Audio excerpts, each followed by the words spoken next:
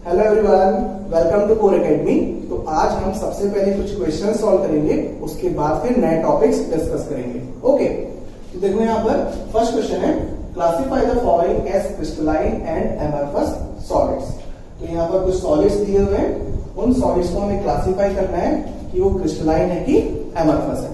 Okay, तो देखो हमने लास्ट क्लास में क्रिस्टलाइन सॉलिड्स क्या होते हैं और एमरफस सॉलिड्स क्या होते हैं वो सब डिस्कस कर लिया है। ओके, तो देखो फर्स्ट है जिंक सल्फाइड। अब जिंक सल्फाइड मींस ZnS, और ZnS कैसा कंपाउंड होगा? आयोनिक कंपाउंड होगा, और आयोनिक कंपाउंड क्रिस्टलाइन सॉलिड्स होते हैं, है ना। ये कौन सी category? Crystalline.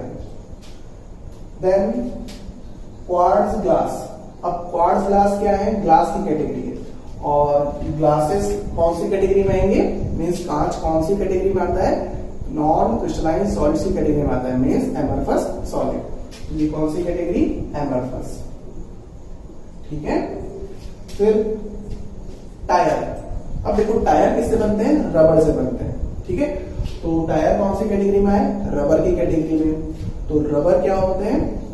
Non crystalline solids, that is amorphous solid. इसका आंसर क्या होगा? एमरफस। Okay, then Teflon. तो टेफ्लॉन्स क्या होते हैं? पॉलीमेरिक सब्सटेंस होते हैं, मींस पॉलीमर होते हैं, और पॉलीमर्स कैसे सॉलिड? Amorphous solid. ठीक है, यहां पर एमरफस। उसके बाद देखो अगला पीवीसी पाइप्स। अब पीवीसी पाइप में पीवीसी का फुल फॉर्म क्या होगा? Polyvinyl chloride. तो ये भी क्या है? पॉलीमर्स है। अब पॉलीमर्स है तो कौन सी कैटेगरी? एमरफस। तो पीवीसी पाइप भी कैसे टाइप के सॉलिड्स होंगे? एमरफस होंगे। ओके, फिर ब्रास। अब brass means alloy of copper and zinc. तो उसमें क्या शामिल है? मेटल शामिल है, और मेटल्स कैसे? Solid, crystalline solids. ये कौन सी कैटेगरी? क्रिस्टलाइन। ठीक है। Then sodium. अब देखो सोडियम एक मेटल है, और मेटल मेटालिक सॉलिड के अंदर आता है, इट मींस क्रिस्टलाइन होगा, तो ये क्रिस्टलाइन। ठीक है। फिर फुलरीन। अब फुलरीन आप लोगों ने क्लास 11 से पढ़ा था कि कार्बन का एलोट्रॉप होता है। ठीक है, और कैसा एलोट्रॉप? क्रिस्टलाइन एलोट्रॉप, जिसमें हेक्सागोनल और पेंटागोनल अरेंजमेंट होती है कार्बन एटम्स। ठीक है, तो वहां पर रेगुलर अरेंजमेंट है, तो इस वजह से फुलरीन भी कौन सी कैटेगरी में आएंगे? क्रिस्टलाइन की कैटेगरी में आएंगे। ओके, तो ये हुआ first question. Okay, then next question, sodium chloride shows the same value of refractive index along all the direction. तो ये बताओ स्टेटमेंट ट्रू है कि फॉल्स है? तो देखो यहां पर सोडियम क्लोराइड एक आयोनिक कंपाउंड है, दैट मींस आयोनिक सॉलिड है। अब आयोनिक सॉलिड्स कैसे सॉलिड होंगे? क्रिस्टलाइन सॉलिड्स होंगे, तो sodium chloride is a crystalline solid. ठीक है। फिर क्वेश्चन में बोल रहा है कि sodium chloride shows the same value of refractive index along all direction. तो हम ये बताना है कि स्टेटमेंट सही है कि गलत है ना। तो देखो हमने प्रीवियस क्लास में पढ़ा था concept of isotropic solid and anisotropic solid. ठीक है, तो ऐसे सॉलिड जिन सॉलिड्स की फिजिकल प्रॉपर्टीज डिफरेंट डायरेक्शन में डिफरेंट होती है, तो उनको क्या कहा जाता है? एन आइसोट्रोपिक सॉलिड्स कहा जाता है। और एन आइसोट्रोपिक सॉलिड्स कैसे होते हैं? क्रिस्टलाइन सॉलिड्स होते हैं। ठीक है, तो यहां पर क्या कह रहा है कि सोडियम क्लोराइड जो कि एक क्रिस्टलाइन सॉलिड है, वो रिफ्रैक्टिव इंडेक्स की सेम वैल्यू शो कर रहा है डिफरेंट डायरेक्शन में। ये तो उल्टा हो गया, मींस ऐसे में तो फिर ये कौन सी प्रॉपर्टी की बात कर रहा है? आइसोट्रोपिक प्रॉपर्टी की बात कर रहा है। ठीक है, तो इस स्टेटमेंट के अकॉर्डिंग ये कह रहा है कि सोडियम क्लोराइड एक आइसोट्रोपिक सॉलिड है, जबकि सोडियम क्लोराइड क्या होता है? क्रिस्टलाइन सॉलिड होता है, और क्रिस्टलाइन सॉलिड्स कैसे होते हैं? एन आइसोट्रोपिक होते हैं। दैट मींस ये स्टेटमेंट क्या है? फॉल्स है। ओके, आंसर होगा फॉल्स। ठीक है, चलिए अब देखो अगला question, identify the types of given crystalline solids. तो हमें इन क्रिस्टलाइन सॉलिड्स को क्लासिफाई करना है कि कौन से टाइप की क्रिस्टलाइन सॉलिड है ना। तो देखो यहाँ पर फर्स्ट है सॉलिड हाइड्रोजन। अब solid hydrogen means H2 molecules का सॉलिड। तो इसमें इंडिविजुअल पार्टिकल्स क्या है? हाइड्रोजन मॉलिक्यूल्स, दैट मींस ये कैसे सॉलिड है? Molecular solid. ओके, तो यहां पर ये मॉलिक्यूलर सॉलिड। ठीक है, देन सेकेंड वन क्रोमियम। अब क्रोमियम क्या होता है? मेटल होता है, दैट मीन्स एक ऐसा सॉलिड, मेटालिक सॉलिड। ठीक है। फिर अगला देखो सिलिकॉन। अब सिलिकॉन एक तरीके से बोल सकते हो नॉन मेटल या फिर सेमी मेटल की कैटेगरी में आता है, बट उसमें सिलिकॉन के एटम्स आपस में कंटिन्यूअसली कोवेलेंट बॉन्ड से बॉन्डेड रहते हैं। दैट मींस उसका स्ट्रक्चर कैसा होता है? नेटवर्क जैसा स्ट्रक्चर होता है। इसका मतलब इसमें कॉन्स्टिट्यूएंट पार्टिकल्स एटम्स हैं जो कि आपस में कोवेलेंट बॉन्ड से बॉन्डेड होते हैं। इट मींस ये कैसा सॉलिड हुआ? कोवेलेंट नेटवर्क सॉलिड हुआ, है ना। तो silicon covalent network solid. Okay. फिर अगला देखो ब्रास। अब ब्रास अभी बताया था मैंने कि एलॉय है कॉपर और जिंक का, दैट मींस इसमें क्या प्रेजेंट है? मेटल प्रेजेंट है। तो इसका मतलब ये कैसा सॉलिड हुआ? मेटालिक सॉलिड हुआ, है ना। तो हम एलॉयस को मेटालिक सॉलिड कह सकते हैं। ठीक है। फिर एक बार देखो सोडियम सल्फेट। अब सोडियम सल्फेट कैसा compound? Ionic compound, Na2SO4। Ionic compound है, दैट मींस कैसा सॉलिड? Ionic solid. यहां पर ये आयोनिक सॉलिड। ठीक है। फिर देखो अगला सीजियम क्लोराइड। तो सीजियम क्लोराइड मींस CsCl। तो ये भी आयोनिक कंपाउंड है, दैट मींस कैसा सॉलिड? Ionic solid. ओके। तो ये हुए क्वेश्चंस, तो इनको नोट करो, फिर उसके बाद हम नए टॉपिक्स पढ़ते हैं। ठीक है। चलिए अब हम डिस्कस करते हैं सॉलिड स्टेट में पाए जाने वाले दो टाइप के फिनोमिना। तो एक है आइसोमॉर्फिज्म और दूसरा पॉलीमॉर्फिज्म।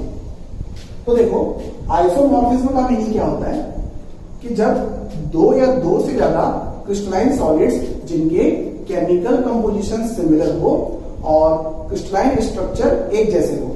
ठीक है। तो उस टाइप के कंपाउंड्स कहलाते हैं या फिर उस टाइप के सॉलिड्स कहलाते हैं आइसोमॉर्फ, और वो फिनोमिना कहलाता है आइसोमॉर्फिज्म। ठीक है। That is the existence of two or more crystalline solid having similar chemical composition in the same crystalline form. Means वो कंपाउंड, वो सॉलिड एक ही क्रिस्टलाइन फॉर्म में एग्जिस्ट कर रहे हैं, मींस उनके पार्टिकल्स का अरेंजमेंट एक जैसा है और केमिकल कंपोजिशन भी सिमिलर है। तो उस टाइप के कंपाउंड कहलाएंगे या फिर सॉलिड कहलाएंगे आइसोमॉर्फ, और वो फिनोमिना आइसोमॉर्फिज्म। ओके।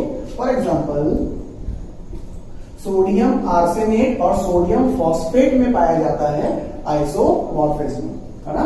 तो देखो यहां पर सोडियम फॉस्फेट का फॉर्मूला Na3PO4 और सोडियम आर्सेनेट का फॉर्मूला होता है Na3ASO4। तो दोनों का केमिकल कंपोजिशन सिमिलर है और दोनों का क्रिस्टलाइन स्ट्रक्चर एक जैसा होता है। ये दोनों कंपाउंड कहलाते हैं आइसोमॉर्फ, और फिनोमिना क्या कहला रहा है? आइसोमॉर्फिज्म। ठीक है। चलिए अब देखो अगला पॉलीमॉर्फिज्म। तो पॉलीमॉर्फिज्म मींस, तो आप लोगों ने एलिमेंट की एक प्रॉपर्टी सुनी होगी, दैट इज एलोट्रॉपी। तो एलोट्रॉपी का मीनिंग क्या होता है कि एक एलिमेंट के डिफरेंट स्ट्रक्चरल फॉर्म, वो कहलाते हैं एलोट्रॉप्स और प्रॉपर्टी कहलाती है एलोट्रॉपी। तो उसी तरीके से अगर सॉलिड कंपाउंड में एक ही कंपाउंड के अलग अलग स्ट्रक्चरल फॉर्म पाए जा रहे हैं, तो उस टाइप के सॉलिड में कौन सी प्रॉपर्टी पाई जाएगी? पॉलीमॉर्फिज्म पाई जाएगी। मींस उन कंपाउंड्स को या फिर उन कंपाउंड्स के डिफरेंट स्ट्रक्चरल फॉर्म को हम क्या बोलेंगे? पॉलीमॉर्फ बोलेंगे। ठीक है। तो पॉलीमॉर्फ मींस एक कंपाउंड के डिफरेंट स्ट्रक्चरल फॉर्म में एग्जिस्ट होना, वो कहलाएगा पॉलीमॉर्फिज्म। ठीक है। चलिए इतना नोट करिए, फिर आगे बढ़ते हैं।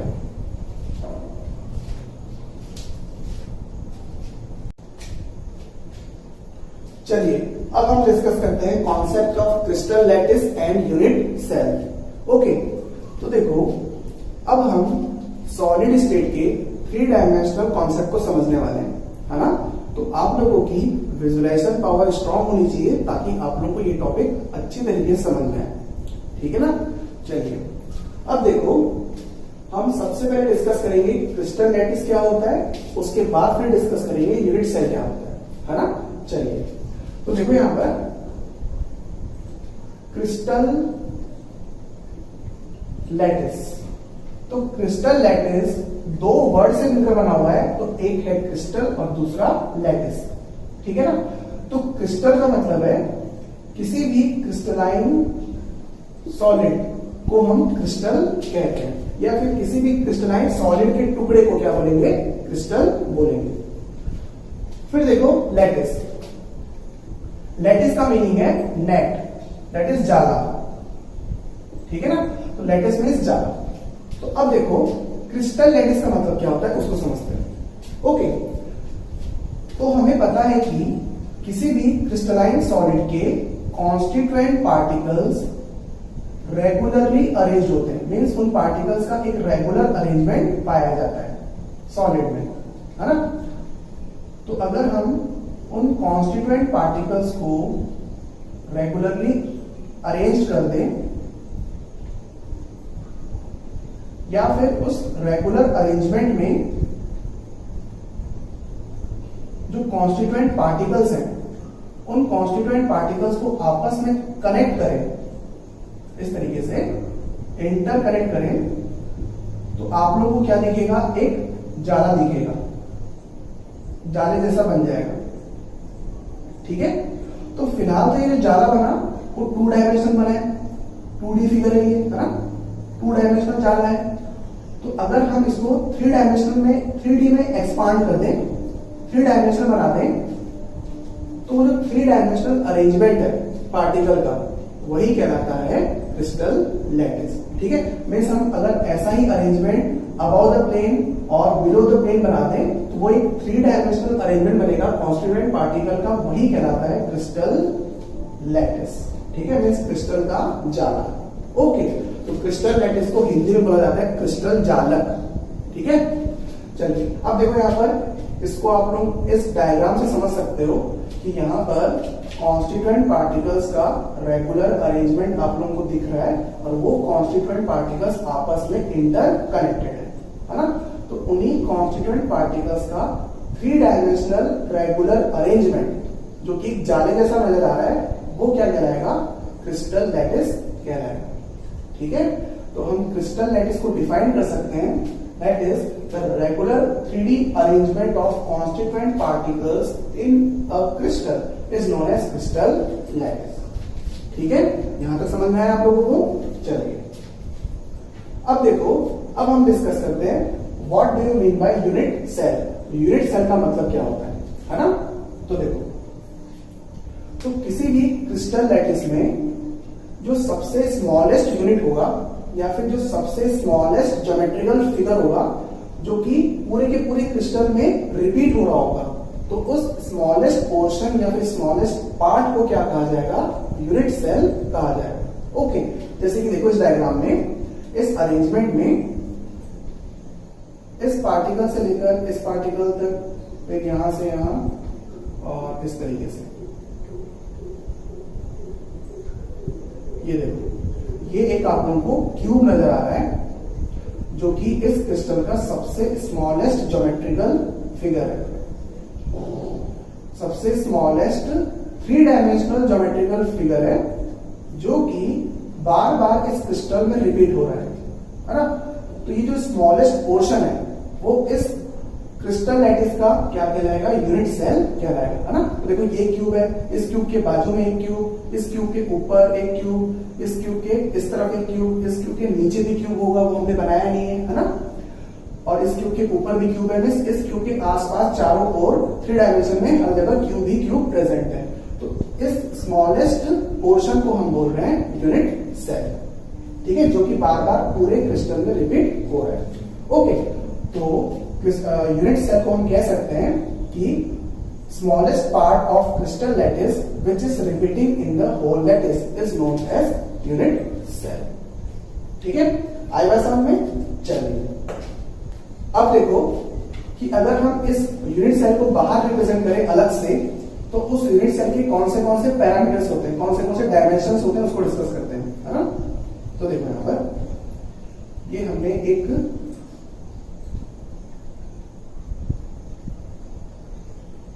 क्यूब बना लिया,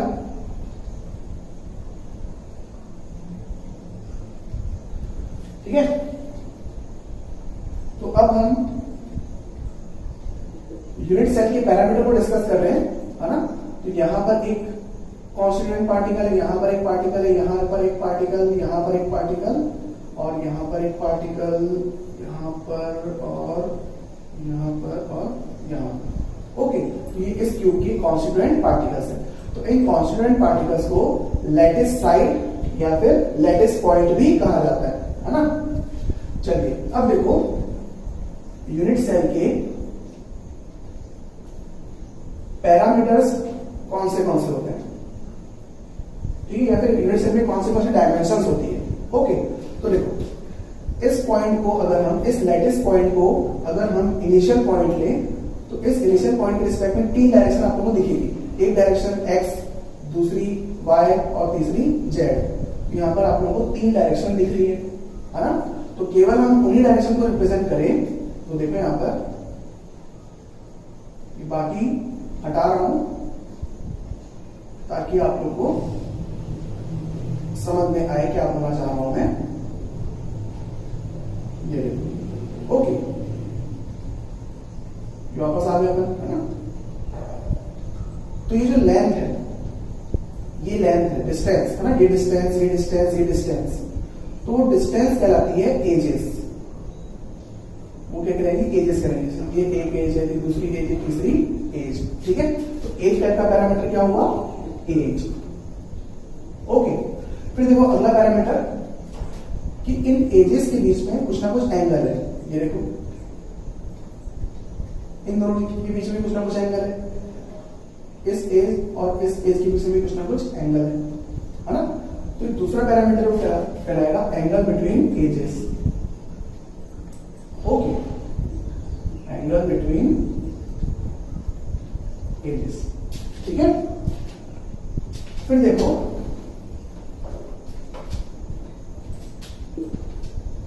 अब हम इसको सिंबल असाइन करते हैं। तो लेट्स सपोज इस डायरेक्शन में जो एज है उसको हम स्मॉल ए से रिप्रेजेंट करते हैं, इस डायरेक्शन में जो एज है उसको स्मॉल बी से, और इस डायरेक्शन में जो एज है उसको स्मॉल सी से। एज क्या होगी, ए कॉमा बी कॉमा सी।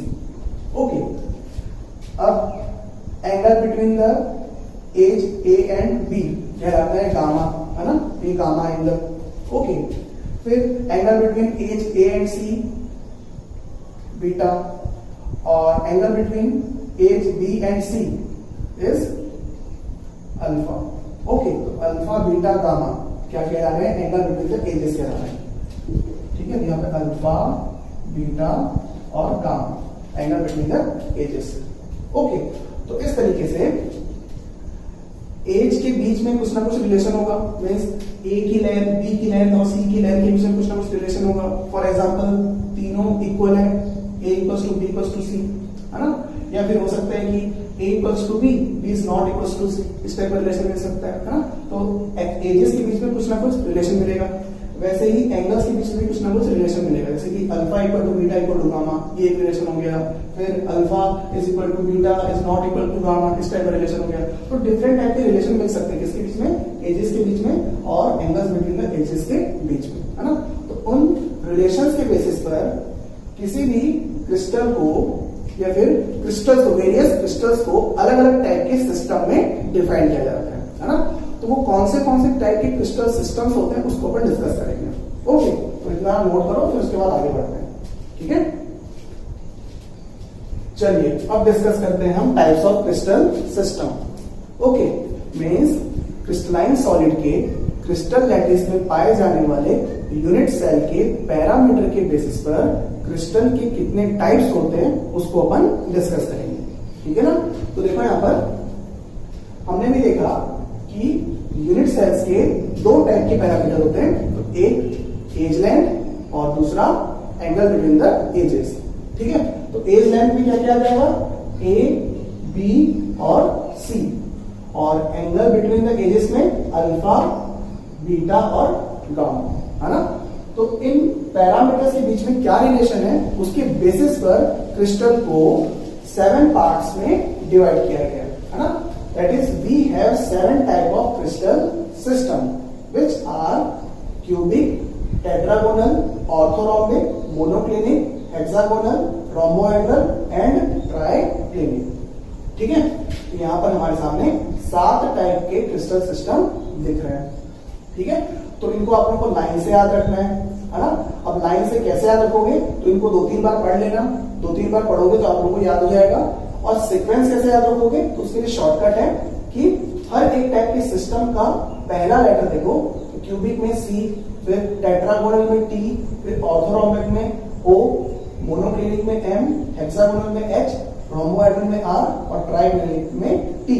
तो इस फर्स्ट लेटर को ऑब्जर्व करो और लाइन से पढ़ो उसको, है ना।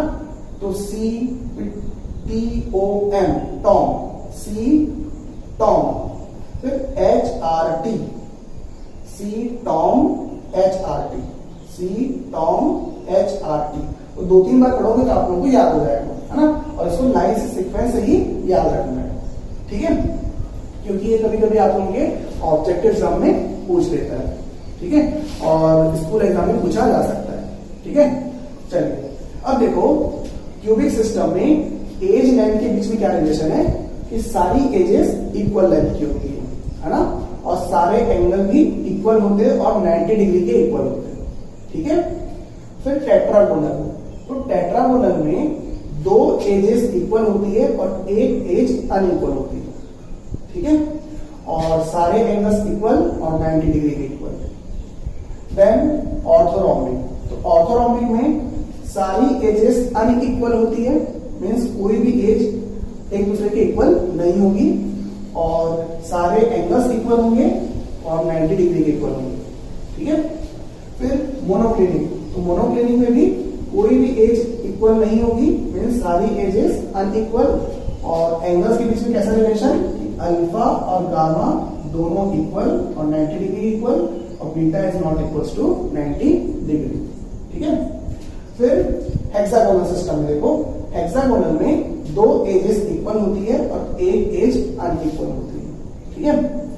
चलिए फिर देखो एंगल्स के बीच में रिलेशन, तो अल्फा और बीटा बराबर 90 डिग्री के इक्वल और गामा 120 के इक्वल, 120 डिग्री के इक्वल, ठीक है। फिर रोम्बोहेड्रल, तो रोम्बोहेड्रल दैट इज रोम्बस बोल सकते हैं आप लोग, है ना। तो रोम्बोहेड्रल में सारी एजेस इक्वल होंगी, सारे एंगल्स भी इक्वल होंगे, लेकिन एंगल्स 90 डिग्री इक्वल नहीं होंगे, ठीक है, जस्ट लाइक रोम्बस, ओके, आप लोग मैथ्स में पढ़ते होंगे, ठीक है। फिर देखो ट्राइक्लिनिक, तो ट्राइक्लिनिक एक ऐसा सिस्टम है जिसमें कुछ भी इक्वल नहीं है, ठीक है, मींस ना तो एजेस इक्वल है और ना ही एंगल्स इक्वल है, ठीक है। तो ये triclinic most unsymmetrical crystal system कहलाता है और क्यूबिक सबसे सिमेट्रिकल क्रिस्टल सिस्टम कहलाता है, ओके। तो हमें आगे चल के क्यूबिक क्रिस्टल सिस्टम को ही डिस्कस करना है, मींस हमें क्यूबिक यूनिट सेल को ही डिस्कस करना है, ठीक है। चलिए तो इसको नोट कर लीजिए, है ना, और याद करने का तरीका मैंने आप लोगों को बता ही दिया कि सी Tom H R T, C Tom H R T 2-3 बार पढ़ोगे तो याद हो जाएगा, है ना। लाइन से याद करना है, ऐसा उल्टा पुल्टा मत कर देना, ठीक है। फिर देखो एजेस को कैसे याद रखोगे, तो फर्स्ट क्यूबिक का तो सब सारी एजेस इक्वल होंगी, है ना। फिर सेकंड वाले में एक एज को अनइक्वल करना है, बाकी एंगल्स का रिलेशन वैसा ही रहेगा। फिर अगले में तीनों एज अनइक्वल, तो देखो सीक्वेंस क्या बना, पहले सभी इक्वल था, फिर एक अनइक्वल हुआ, फिर दोनों अनइक्वल हो गया, ठीक है। फिर नेक्स्ट में भी सेम है, रिपीट हो रहा है यहाँ पर, ओके। फिर देखो वापस से वही पैटर्न जो यहाँ पर था, जो हम ऊपर थे कि a equals to b not equals to c, वही पैटर्न यहाँ पर रिपीट हो गया, ठीक है। फिर उसके बाद देखो रोम्बोहेड्रल से आप लोग को याद आएगा रोम्बस, और रोम्बस में सारी साइड्स सारी एजेस इक्वल होती है, ठीक है। और ट्राइक्लिनिक लास्ट बचेगा जो कि सबसे अनसिमेट्रिकल होता है, मींस कुछ भी इक्वल नहीं होगा, ठीक है। और आप लोगों को एंगल्स को 1-2 बार देखना पड़ेगा, तो उसके बाद फिर आप लोगों को याद हो पाएगा, है ना। मींस अल्टीमेटली आप लोगों को इसको याद करना पड़ेगा, ठीक है। तो अगर आप लोग अभी याद नहीं करना चाहते हो तो एग्जाम के 2-3 दिन पहले याद रख सकते हो, ताकि आप लोगों को एग्जाम तक तो याद रहेगा, ठीक है। चलिए अब इसको नोट करिए, फिर आगे बढ़ते हैं। चलिए अब हम डिस्कस करते हैं टाइप्स ऑफ यूनिट सेल्स। तो देखो अभी हमने डिस्कस किया था टाइप्स ऑफ क्रिस्टल सिस्टम, जिसमें हमने ये देखा कि 7 टाइप के क्रिस्टल सिस्टम होते हैं, जिसमें से सबसे सिमेट्रिकल क्रिस्टल सिस्टम होता है क्यूबिकल क्रिस्टल सिस्टम। और एक क्यूबिकल क्रिस्टल का यूनिट सेल एक क्यूब होगा, ये ऑब्वियस ही बात है ना। अब देखो उस क्यूब में मीन्स उस यूनिट सेल में कॉन्स्टिट्यूएंट पार्टिकल्स कहाँ कहाँ प्रेजेंट होंगे उसके बेसिस पर यूनिट सेल को दो कैटेगरी में डिवाइड किया गया है ना। तो वो कैटेगरी क्या क्या है, तो एक है प्रिमिटिव और दूसरी सेंटर्ड। ठीक है, तो पहले हम समझेंगे प्रिमिटिव, उसके बाद फिर सेंटर्ड। ओके, चलिए फिर एक और चीज, इस टॉपिक में हम कॉन्स्टिट्यूएंट पार्टिकल को एटम मान के चलेंगे और जितने भी एटम्स हम लेंगे उन सारे एटम्स की साइज सेम मानेंगे। ओके, तो इस बात का ध्यान रखना। चलिए अब देखो, फर्स्ट टाइप है प्रिमिटिव यूनिट सेल। तो प्रिमिटिव यूनिट सेल किसको बोलेंगे उसको समझते हैं। तो ऐसा यूनिट सेल जिस यूनिट सेल के केवल कॉर्नर्स पे ही अगर एटम प्रेजेंट हुए तो उस टाइप का यूनिट सेल कहलाता है प्रिमिटिव यूनिट सेल। ठीक है, और प्रिमिटिव यूनिट सेल को हम सिंपल यूनिट सेल भी कहते हैं। ओके, फिर देखो, अगर यूनिट सेल क्यूब हुआ तो वो यूनिट सेल क्या कहलाएगा, क्यूबिक यूनिट सेल।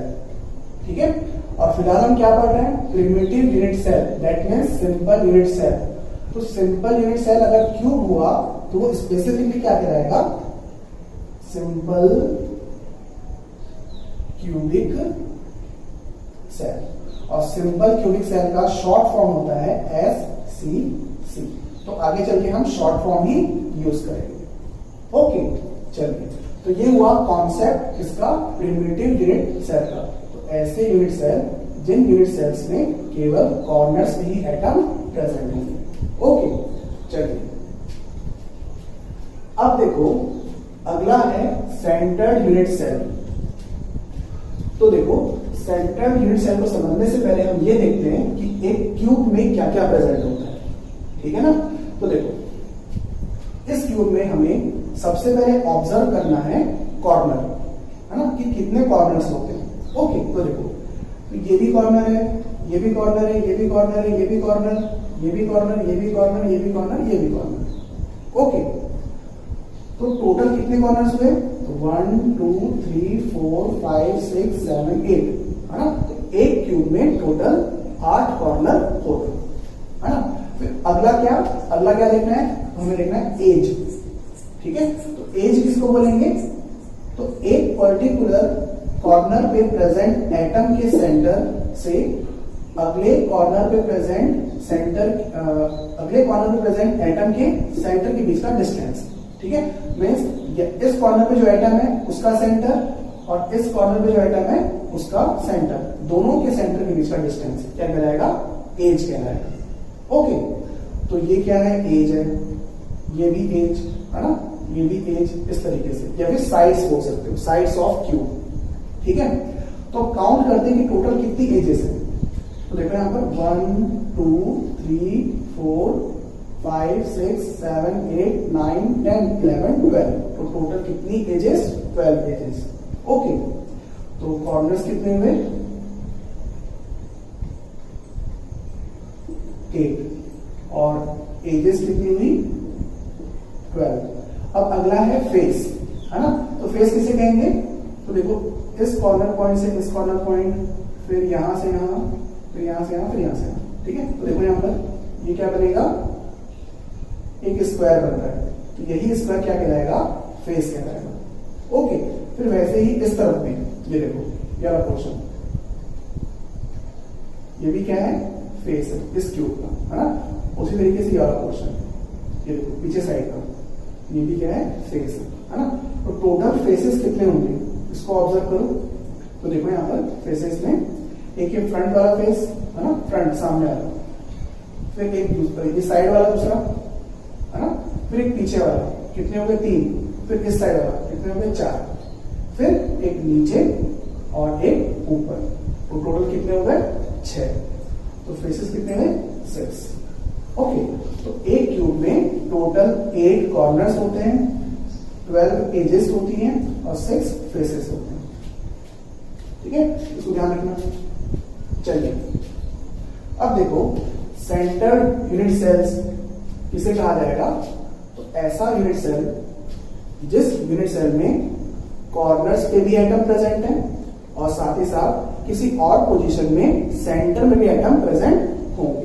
ठीक है, तो उस टाइप के यूनिट सेल कहलाते हैं सेंटर्ड यूनिट सेल। ठीक है, अब सेंटर्ड यूनिट सेल्स भी वेरियस टाइप्स के होते हैं। फॉर एग्जांपल, अगर हमारे पास ये क्यूब है, इस क्यूब में कॉर्नर्स पे एटम प्रेजेंट है ना, और अगर साथ ही साथ इस पूरे क्यूब के बीच में भी, सेंटर में, पूरे क्यूब के सेंटर में भी अगर एटम प्रेजेंट हो, तो ये क्या कहलाएगा? One of the centred unit cell. ठीक है, और इस टाइप के स्पेसिफिक सेंटर्ड यूनिट सेल को क्या कहा जाता है? Body centred unit cell. ठीक है, फिर अगर ये यूनिट सेल अगर क्यूब है, तो हमने एज्यूम किया है, तो ये क्या कहलाएगा? Body centred cubic cell. ठीक है, और शॉर्ट फॉर्म होगा इसका BCC। ओके, तो आगे चल के हमें शॉर्ट फॉर्म यूज करना है ना। तो ये हुआ body centred unit cell, means ऐसा यूनिट सेल जिस यूनिट सेल के कॉर्नर्स पे एटम प्रेजेंट है और साथ ही साथ पूरे बॉडी दैट मींस क्यूब के सेंटर में भी एटम प्रेजेंट है। ओके, चलिए, तो ये हुआ पहला सेंटर्ड यूनिट सेल। ठीक है, फिर देखो अगला। तो इसमें आप लोगों को दिख रहा है कि एटम्स कहां प्रेजेंट है? तो कॉर्नर्स पे, है ना, और साथ ही साथ फेस के सेंटर में एटम आप लोगों को दिख रहे हैं, है ना। जैसे ये फेस, इस फेस के सेंटर में ये वाला एटम, है ना। फिर ये वाला फेस, इस फेस को देखो, तो इस फेस के सेंटर में ये वाला एटम, है ना। फिर इस फेस को देखो, टॉप के फेस को, इसमें ये वाला सेंटर एटम। ओके, फिर वैसे ही इस वाले फेस में ये सेंटर एटम, है ना। तो इस तरीके से अगर किसी यूनिट सेल में कॉर्नर्स पे एटम प्रेजेंट है और साथ ही साथ उस क्यूब के फेस के सेंटर में एटम प्रेजेंट है, तो ऐसे टाइप के यूनिट सेल कहलाते हैं face centred cubic cell. Okay, और इसको शॉर्ट फॉर्म में कहा जाता है FCC। ठीक है, तो ये हुआ अगला केस इसका, सेंटर्ड यूनिट सेल। ठीक है, चलिए अब देखो, इसमें अगर हम किसी अपोजिट फेस के सेंटर में एटम्स रख दें, है ना, जैसे कि यहां पे आप लोगों को दिख रहा है कि कॉर्नर्स पे एटम प्रेजेंट है। ठीक है, तो साथ ही साथ अगर किसी अपोजिट फेस के सेंटर में एटम रख दें, है ना, लेट्स सपोज एक टॉप फेस और उसका अपोजिट बॉटम फेस, तो इन दोनों अपोजिट फेस के सेंटर में एटम रख दें,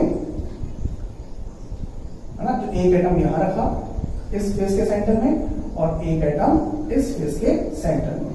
ओके, तो ये कहलाएगा एंड सेंटर्ड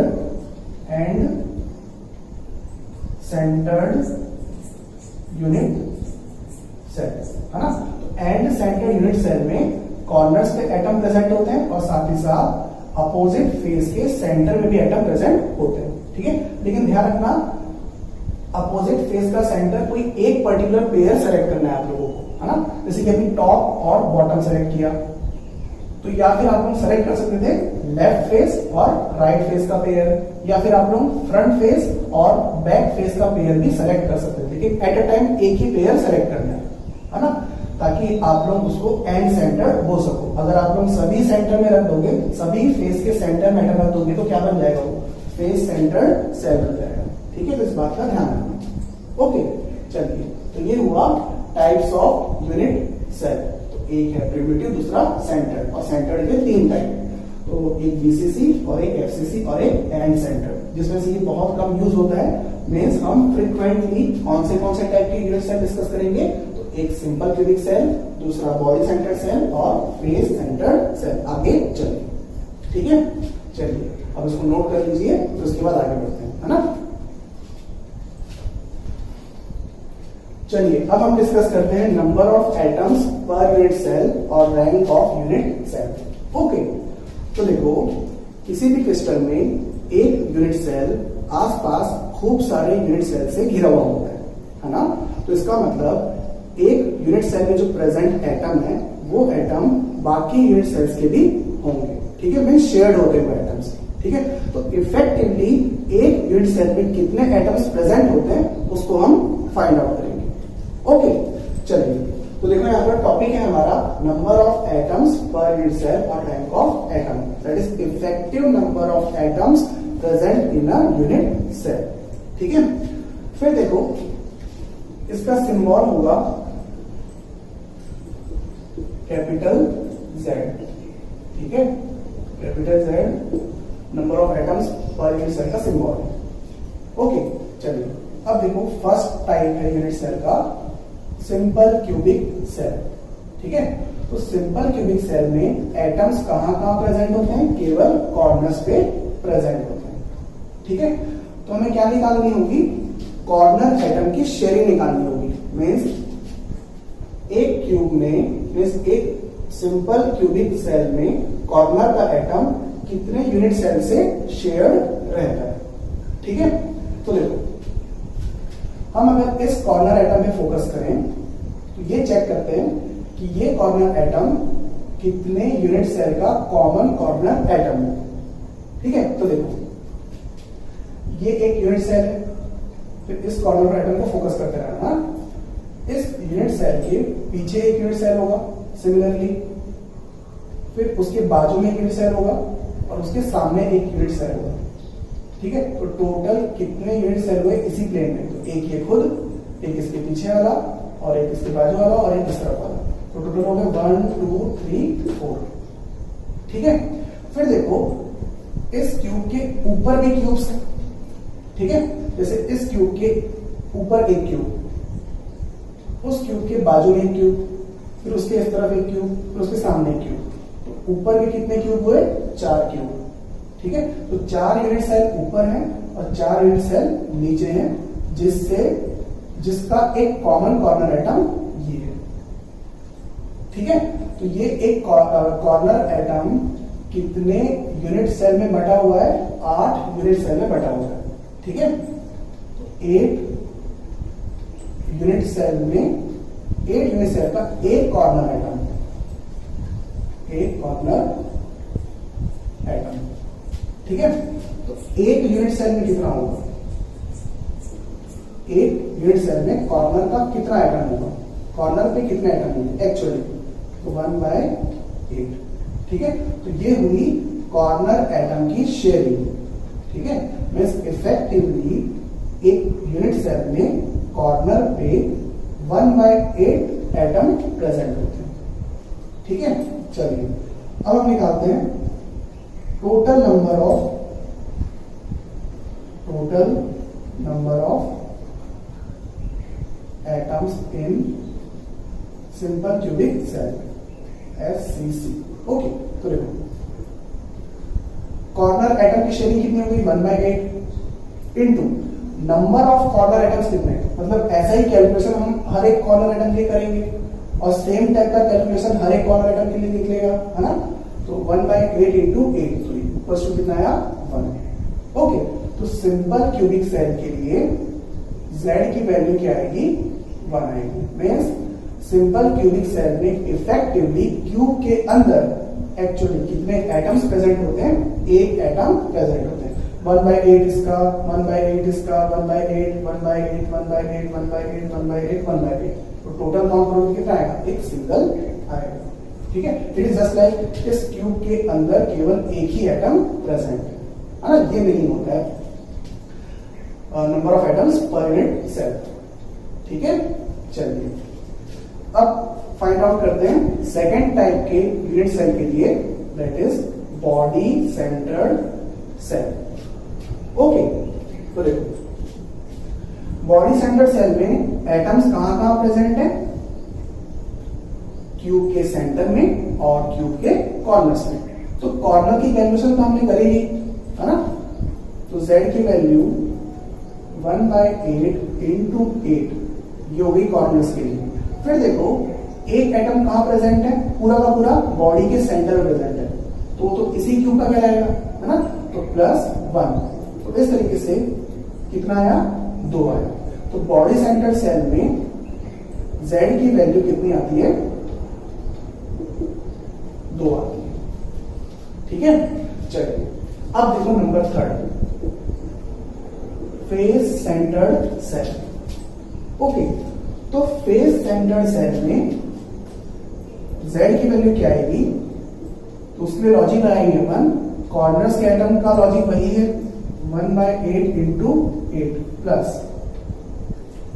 अब देखो फेस के सेंटर के एटम कितने क्यूब से शेयर है ना। तो देखो इसको सिंपल तरीके से एनालाइज करो। इस एटम को ऑब्जर्व करो, तो ये एटम इस क्यूब का है ना। फिर देखो इस क्यूब के ऊपर भी एक क्यूब होगा, तो उस क्यूब के बॉटम फेस का भी ये सेंटर है ना, सेंटर का एटम है।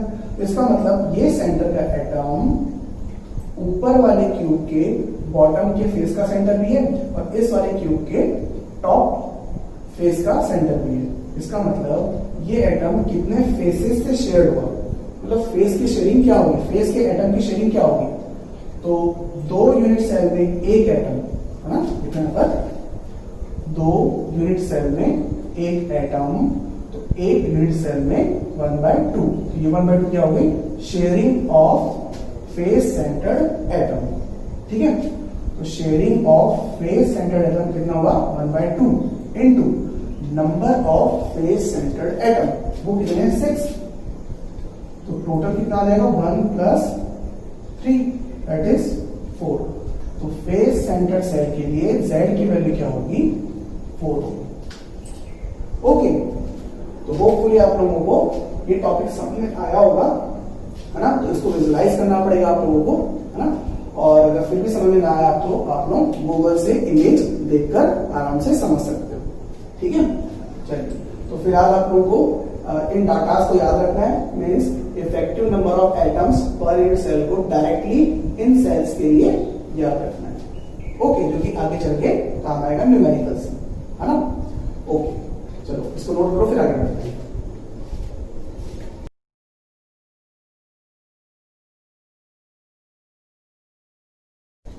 चलिए अब हम डिस्कस करते हैं relation between edge length, radius of atom and distance between nearest neighbouring atom in unit cell. Okay, तो देखो यहां पर एक यूनिट सेल में जो एटम्स होंगे उन एटम्स के रेडियस को हम स्मॉल r से रिप्रेजेंट करेंगे, है ना। और उस यूनिट सेल की एज लेंथ को हम स्मॉल a से रिप्रेजेंट करेंगे। ठीक है, और हमारा यूनिट सेल कैसा है, क्यूबिक है, क्यूबिक यूनिट सेल। ओके, फिर distance between nearest neighbouring atom, तो distance between nearest neighbouring atom means जो 2 एटम आपस में डायरेक्टली टच होंगे उन एटम्स के सेंटर के बीच का डिस्टेंस कहलाता है distance between nearest neighbouring atom, और इसको हम स्मॉल d से रिप्रेजेंट करेंगे। ओके, चलिए तो हम रिलेशन निकाल रहे हैं r, a और d के बीच में। ठीक है, ओके, तो देखो फर्स्ट टाइप है सिंपल क्यूबिक सेल। ठीक है, तो सिंपल क्यूबिक सेल में आप लोगों ने क्या एज्यूम किया था, इस तरीके से ये हमारा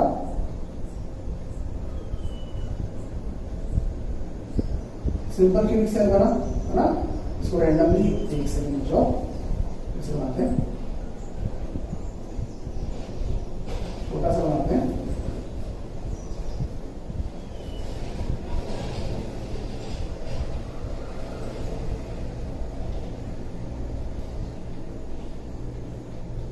ओके, तो सिंपल क्यूबिक सेल में एटम्स कहां प्रेजेंट होते हैं, कॉर्नर्स पे, और तो कहीं होते नहीं है।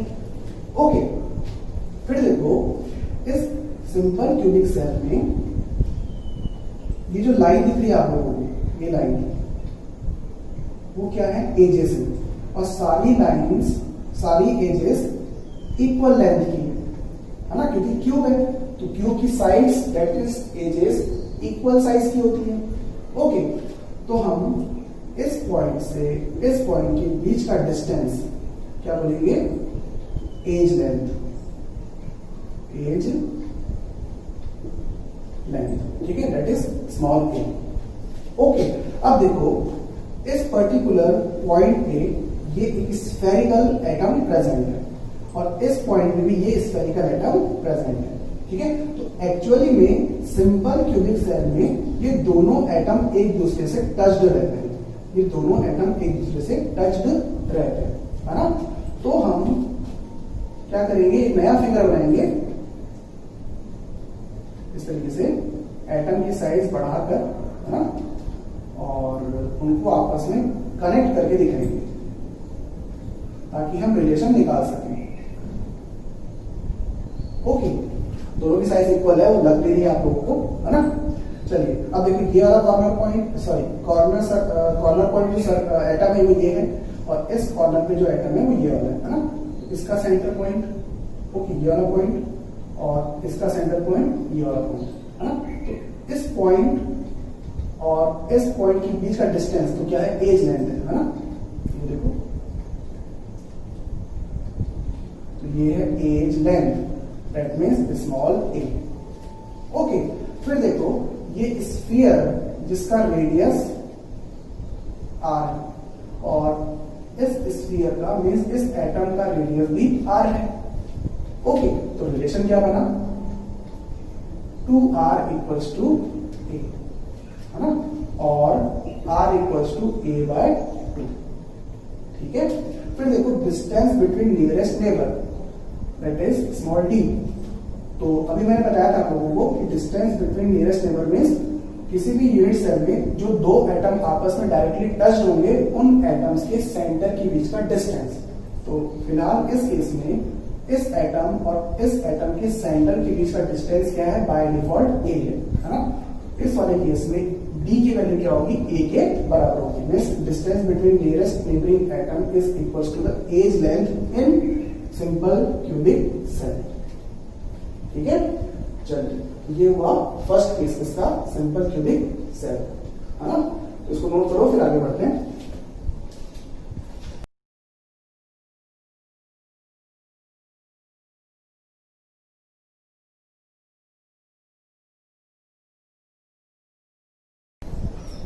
अब देखो second case that is face centred cell. तो फेस सेंटर्ड सेल में जो एटम्स आपस में डायरेक्टली टच होते हैं उसको मैंने यहाँ पे डायग्राम से शो किया हुआ है ना। तो लेट्स सपोज ये एक फेस है क्यूब का, इस पॉइंट से इस पॉइंट तक ये पूरा एक फेस है ना। तो उस फेस में एटम्स इस तरीके से प्रेजेंट रहते हैं, है ना। तो ये कॉर्नर का एटम, फिर ये सेकंड कॉर्नर का एटम, फिर नीचे वाले कॉर्नर का एटम, फिर ये इस तरफ वाले कॉर्नर का एटम, और ये है फेस के सेंटर का एटम जो कि इन चारों कॉर्नर के एटम से डायरेक्टली टच्ड है ना। तो फेस सेंटर एटम में कॉर्नर और कॉर्नर के एटम आपस में टच नहीं होते। ओके, तो कौन से एटम आपस में टच होते हैं, कॉर्नर का एटम, फिर डायगोनल, ये देखो डायगोनल, ये स्क्वायर है ना, ये फेस स्क्वायर होता है। तो इस पर्टिकुलर पॉइंट कॉर्नर से इस पर्टिकुलर कॉर्नर के बीच में क्या बनेगा, डायगोनल बनेगा, है ना। तो डायगोनल पे, फेस के डायगोनल पे जो एटम्स हैं वो आपस में डायरेक्टली टच्ड है। ओके, तो हम अगर डायमेंशंस की बात करें, है ना, तो देखो यहां पर ये एक स्फीयर, एक दूसरा स्फीयर और ये तीसरा स्फीयर जो कि आपस में टच्ड है ना। फिर इस पॉइंट से इस पॉइंट, ये क्या है, स्क्वायर का डायगोनल है। ओके, फिर देखो ये तो एज थी, है ना, ये एज थी और एज की लेंथ क्या होती है, स्मॉल ए, और ये वाला भी क्या है, एज है ना, तो ये भी स्मॉल ए। ओके, तो इस पॉइंट से इस पॉइंट के बीच का डिस्टेंस क्या होगा इन टर्म्स ऑफ स्मॉल ए, ये डायगोनल। और स्क्वायर के डायगोनल की वैल्यू कितनी होती है, √2 टाइम्स ऑफ ए। ओके, फिर देखो ये स्फीयर, उसका रेडियस ये आर है ना, तो ये स्फीयर, इसका रेडियस आर, इसका रेडियस आर, फिर इस स्फीयर का, इस एटम का रेडियस आर। ओके, तो टोटल कितने आ रहा है, 4 आ रहा है ना, तो 4r equals to √2 times of small a। तो ये बना रिलेशन किसमें, फेस सेंटर्ड सेल में, किसके किसके बीच में, एज लेंथ और रेडियस ऑफ एटम के बीच में। तो r equals to √2/4a। Okay, उसको आप लोगों को याद रखना है ना। फिर डिस्टेंस बिटवीन नियरेस्ट नेबर, तो ऑब्वियस सी बात है, ये एटम और ये एटम, दोनों एटम के सेंटर का बीच का distance that is r plus r, that is 2r equals to d, है ना। ये हो जाएगा relation between distance between nearest neighbouring atom और रेडियस ऑफ एटम। और r पे फिर हम इस वैल्यू को पुट करेंगे तो फिर r d और a के बीच में रिलेशन आ जाएगा, है ना। तो इन दोनों को डायरेक्टली याद रखना है, और अगर याद ना आए तो हम डायग्राम बना के फटाफट ला सकते हैं, ठीक है। चलिए इतना नोट करो।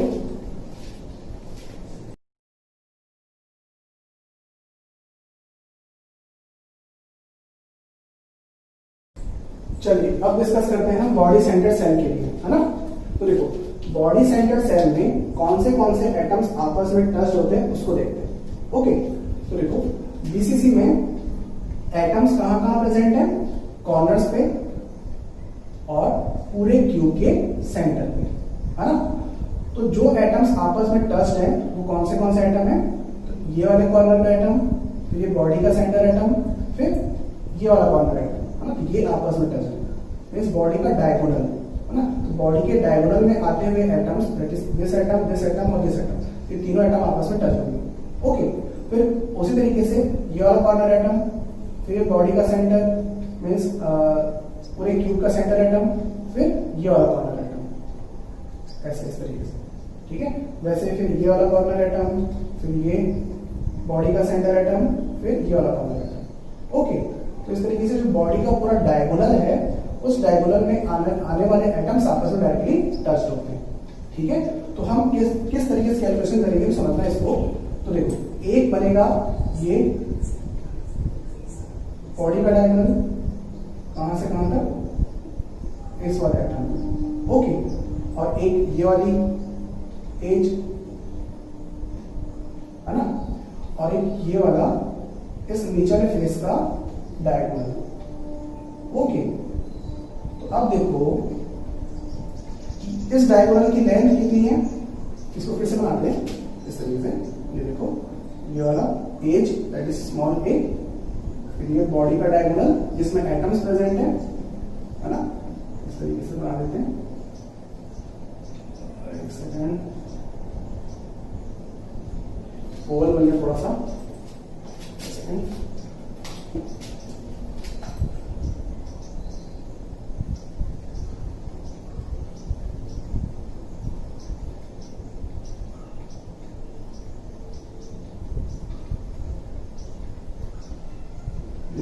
ओके, फिर देखो ये वाली हुई एज दैट इज स्मॉल ए, है ना। फिर ये नीचे वाले फेस के सेंटर का डायगोनल दैट इज √2a, ये हुआ √2a, है ना। तो यहां से लेकर यहां तक का डिस्टेंस कितना हो जाएगा, तो जब इसको निकालोगे तो वैल्यू आएगी √3a।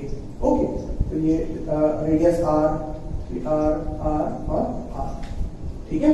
तो देखो यहां पर रिलेशन क्या बन गया है, 4r equals to √3a, r क्या आया, √3/4a। ओके, तो ये हुआ relation between r and a in body centred cell, ठीक है। फिर डिस्टेंस बिटवीन नियरेस्ट नेबर, तो r और r, तो कितना 2r इक्वल्स टू d। तो ये हो जाएगा relation between distance between nearest neighbour and radius of atom in body centred cell, ठीक है। फिर r की वैल्यू हम लोग यहां से पुट कर सकते हो a के टर्म्स में, ठीक है। चलिए, तो ये हुआ बॉडी सेंटर्ड सेल का केस, है ना। तो इसको भी नोट कर लो। फिर हम कुछ क्वेश्चन सॉल्व करते हैं, है ना।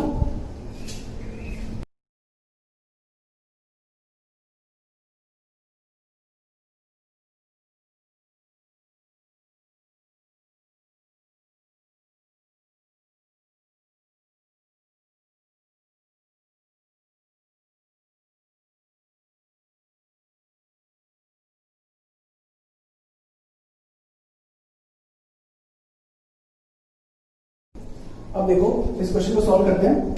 Sodium metal crystallises in a body centred cubic lattice with unit cell edge of 4.29 angstrom. The radius of sodium atom is approximately. तो हमें ये दिया हुआ है कि सोडियम मेटल का जो क्रिस्टल है ना, उस क्रिस्टल का यूनिट सेल कैसा है, बॉडी सेंटर्ड सेल है ना।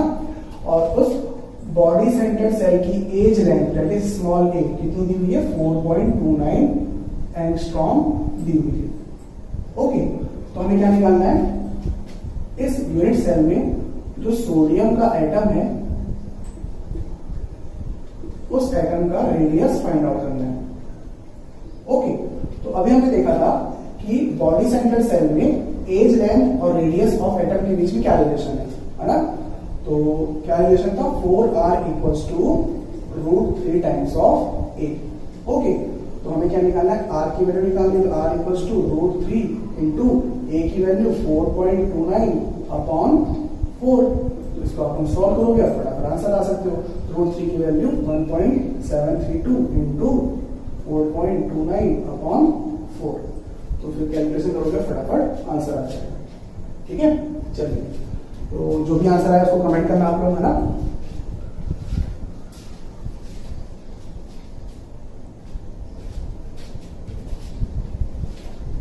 अब इस क्वेश्चन को देखो। A metal crystallize in a face centred cubic structure if the edge length of its cell is small a, the closest approach between the two atoms in a crystal will be। Okay, तो देखो यहां पर question में दिया हुआ है कि metal है ना, उस मेटल का जो लैटिस है वो कैसा है, फेस सेंटर्ड सेल।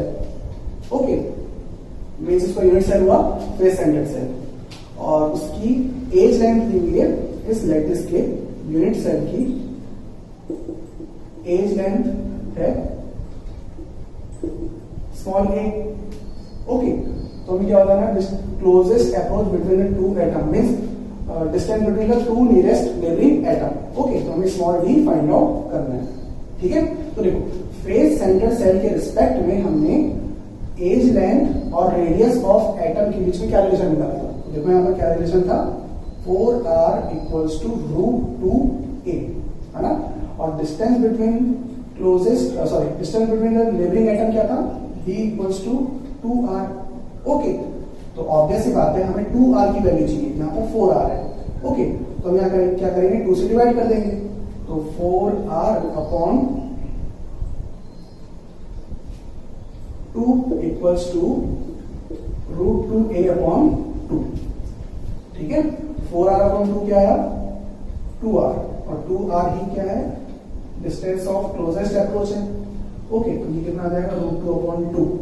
तो √2 अपॉन 2, ऐसा तो कोई ऑप्शन नहीं है, फिर हमें इसको फर्दर सॉल्व करना पड़ेगा। तो एक काम करो, इसको √2 से ऊपर मल्टीप्लाई कर दो, नीचे मल्टीप्लाई कर दो, √2 into √2 upon 2 into √2a equals to, तो √2 इंटू √2 क्या बनेगा, 2, और 2 अपॉन 2 कैंसिल, तो क्या बचा, 1/√2 दैट इज a/√2, है ना।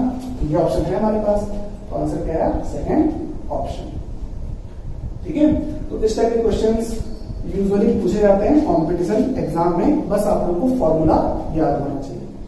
ठीक है, चलिए, तो आज के लिए इतना, बाकी फिर हम आगे चल के नए नए टॉपिक्स पढ़ेंगे, है ना।